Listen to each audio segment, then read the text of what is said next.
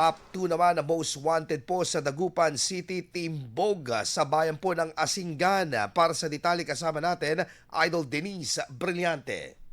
104.7 IFM. Report!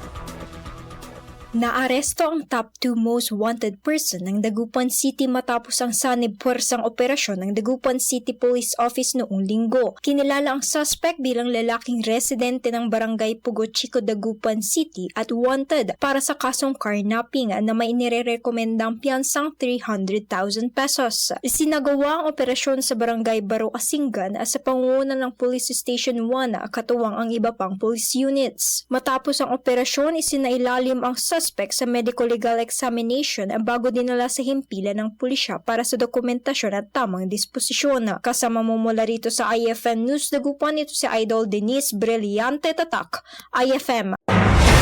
IFM News. IFM News. IFM News.